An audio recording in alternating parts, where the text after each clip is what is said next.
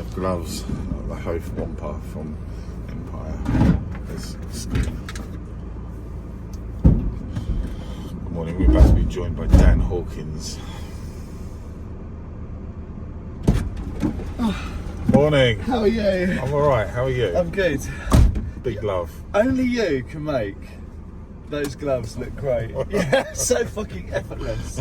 Only you can put on a Russian sheepskin helmet. Thank you very much. And make it look glamorous. I don't understand. We were talking about you the other day. I said, Andy's talking about becoming a gigolo.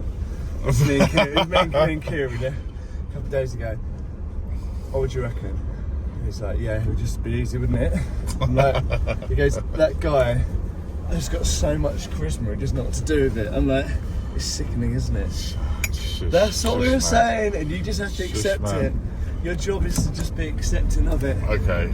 Well, I'm recording you at the moment, just so you know. Am I? Yeah. Oh, what a nice... What I thought we'd do is we'd have a quick informal chat while we're driving to work about your perception of the art world. Okay. Being a non-artist.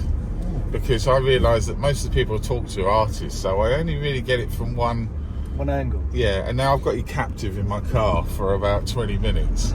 So we at least could spend some of that time talking about the art market from a layman's terms. Now, I had a dream about you last night, and you sold a piece of art for £5. Someone bought it off of you.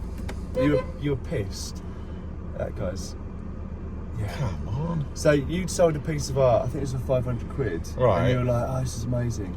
And then the guy resold it, and he resold it for £5,000. And you were fuming. Just in context, I dreamt about you last night. Well, I suppose I got cut.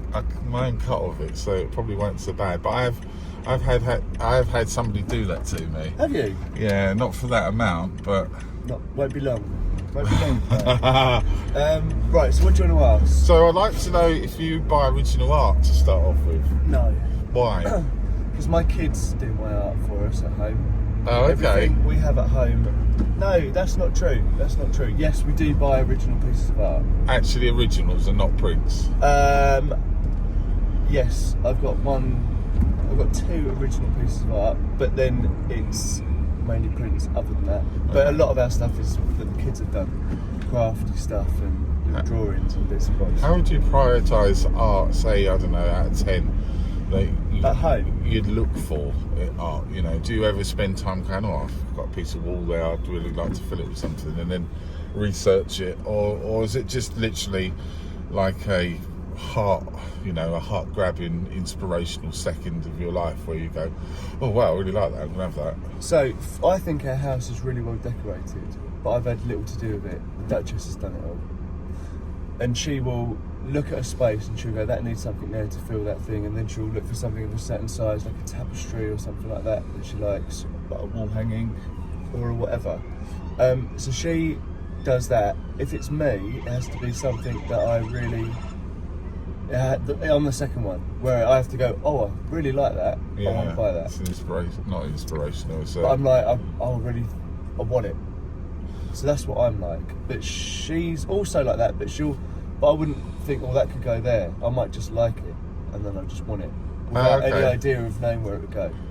And is it kind of shared wall space, or did she put something up and you're like, gosh, why is that up? It's never really my choice. Yeah, you can't really say that. I just realised that's a horrible question.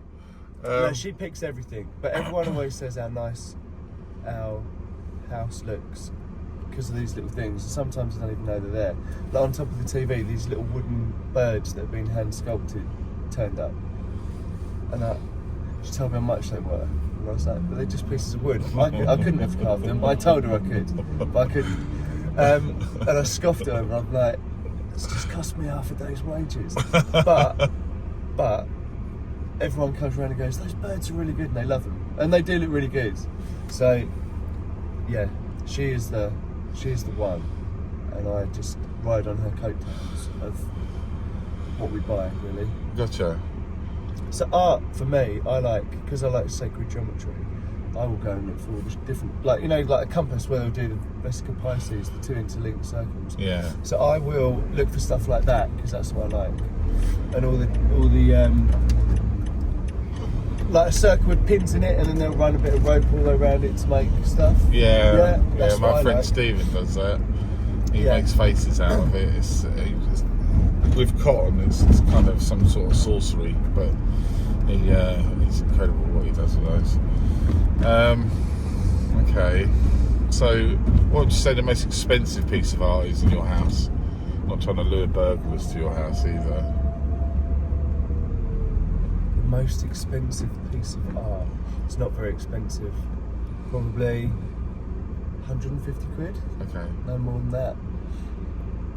Do you think art at the moment is a trendy thing to buy, or do you think art is really watered down because we live in a sort of image-based society now? I think it depends. I look at so this isn't really, I don't think this is art, but you know the cups that were like Carry On, you know, and then there'll be all the prints of like Carry On and Be Calm or whatever that. I look at that and I'm like, oh, it's just a load of crap. It's just a load of took that's just pumped out. There's nothing. Everyone's just riding off of an idea and trying to do something, and it means little. I don't like that kind of thing. Yeah. But when someone's actually done something that's bespoke, or there's something really clever or unusual, then I think I've forgotten the question. I mean, art it seems to be the trend with art at the moment. It's print-based stuff. So you're right. There's a lot of wording. You know, there's a lot of swear words in art at the moment. A lot of statements like, because we were in Lee, I noticed in a lot of the houses there's SS9 on the walls, which, you know, just a really basic font. And it's almost like we belong to this club, you know, but there's no real heart in it, if you know what I mean. I'm snarling as you say it. I'm going to say the people next to their little love wooden hearts that say love. Yeah. Not there's anything wrong with that. It's just not for me. Yeah. Yeah. I don't like any of that stuff.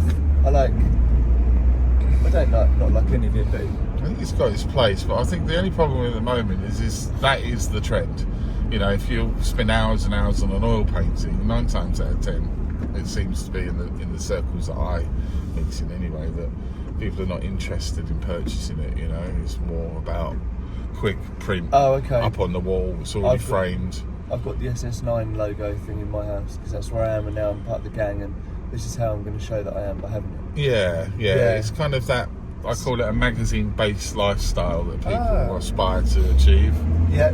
You know, they want the car, the weird shoes, and I don't know, the island, and the contemporary extension to the house, and the Porsche sitting on the drive sort of thing. I think it's all an extension of that. I don't like that. That's not my cup of tea. That type of thing. So if that's what's, you said that's like the trend at the minute. Yeah. Then I don't like it. Right. Name me 5 artists. Cezanne.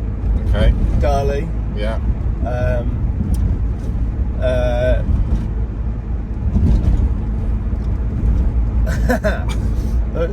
There's other ones too, you know. Name me a current artist. A current artist.